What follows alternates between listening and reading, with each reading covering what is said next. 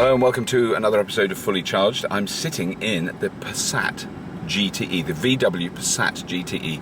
Now, I used to call it the Passat, but it's not. I've learned it's the Passat. And I haven't driven it before. I've literally just got in it, so I'm putting it into drive. It's in E mode. This is a plug-in hybrid. Of course, I should have said that right at the beginning. If I was a professional, I would have done. It's a plug-in hybrid, and it will do about 50 kilometers on the electric motor and the batteries. So let's see what happens then if you go like that. Nothing. I think it might be ready to go now. It's very straightforward and easy to ride. Oh! It's a Volkswagen. Even an idiot can drive it. One of the surprising things, I'm learning more and more about how much cars cost. They're all more expensive than I thought. Because I was going on about the Tesla, obviously very expensive car. And then I met someone yesterday who has a BMW M5, and all you car aficionados will know what that is. I didn't know. It just looks like the same as any other BMW to me, but clearly there's some finessing going on. But that cost £85,000 and does about 15 miles to the gallon if you're lucky. But this car, I thought, you know, it's a Volkswagen. It's a bit like a Golf, only with a boot and a bit bigger and very, very nicely fitted out. It's very luxurious. I'm not dissing it. So this VW Passat, and this is the estate version. The actual official price hasn't been announced yet, but it's going to be in the region of £40,000 before the plug-in car grant, which is £5,000. So 35 grand for this car, which I'm just getting used to the fact that cars are expensive. I know they are. Very smooth. Now, I'm still electric, aren't I? And that man, is he going to let me out? Because Dutch drivers are so polite. And so, the initial impression, anyway, of this car is extremely nice to drive, very comfy, very smooth, like smooth, with a capital smooth. It's absolutely gorgeous. Very, very. I'd say this is quieter than a Tesla Model S. It's really nice. So when you have a full battery and a full tank, it has a range. People never used to mention range, but now it's all about range. We've just been overtaken by a Tesla taxi. Sweet. It has a range of 1,100 kilometers. So you can drive from Amsterdam to Paris and back on one tank. There's another Tesla over there.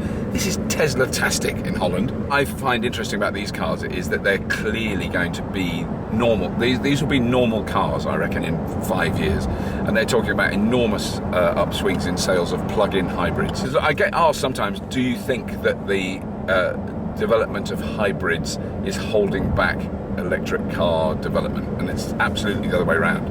Because the two things are in tandem, because the batteries in this will be an improvement on batteries from, say, 5 years ago, and they'll carry on improving. And the range on this car is like, it far exceeds the early plug-in hybrids. The battery is smaller, it's lighter, it's more energy dense. All those things are happening all the time. Well, they affect both these plug-in hybrids and pure electric cars. Volkswagen are making pure electric Golf, pure electric Up, the e-Golf and the e-Up.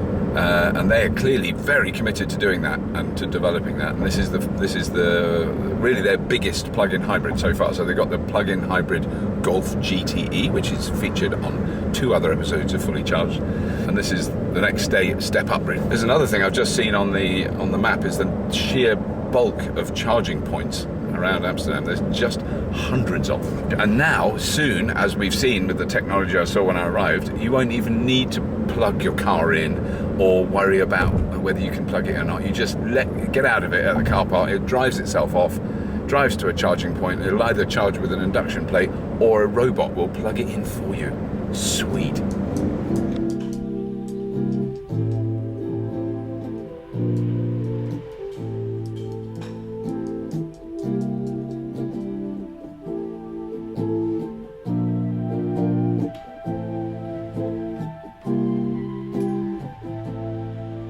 So this car has a number of different modes, and at the moment I've been driving in E mode, so clearly I haven't used any petrol. So if I go into another mode then, so what does that do? Driving mode normal, driving mode sport. Now the petrol engine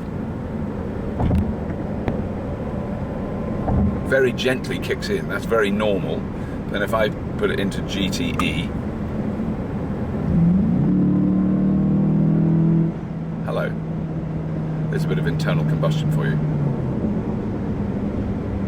So that's that. And when you put it in GTE mode, it's using all the electric motor, all the petrol engine, very much like the Golf GTE. So yeah, that's got quite a bit of kick in it. So although the engine and drivetrain are essentially the same as in the Golf GTE, they've tweaked it a bit and they've turned it up a bit. They've turned up the wick. So this actually produces 218 horsepower, slightly more. But obviously this is a much bigger car we're in. And now I'm trying to work out what the speed limit is here, because I've got Audis up my arse, which some people love. And I wouldn't judge them for it. But it's certainly, I mean, considering, you know, I've literally just got off a plane, went into a car park, had a coffee, got in a car, never driven it before, bit of a numpty. It's very, very easy to drive. You know, I'm driving on the other side of the road to the one I'm used to, but, you know, this is very smooth. The mirrors are great, actually. I've realised they really are good. Oh, now soon there is a bigger bridge. Oh, because they've got a lot of canals and water in Holland. This is a geography lesson as well as a car review. Okay, for those of you who've never been to Holland, it's one of my favourite European countries, and they're very nice, the Dutch. They don't really hate the English, which is a great relief, because most Europeans do, one way or another, for often very good reason. I'm not kind of knocked out by the looks of the car from the outside. I didn't sort of see the row of them in the garage. You know, when we go and pick them up, there's a lot of journalists come to drive these cars today. And I didn't sort of stand there going, oh wow, that is beautiful. It didn't really, it's just a car, you know. I mean, it's perfectly adequate. But in terms of design, it didn't kind of take my breath away.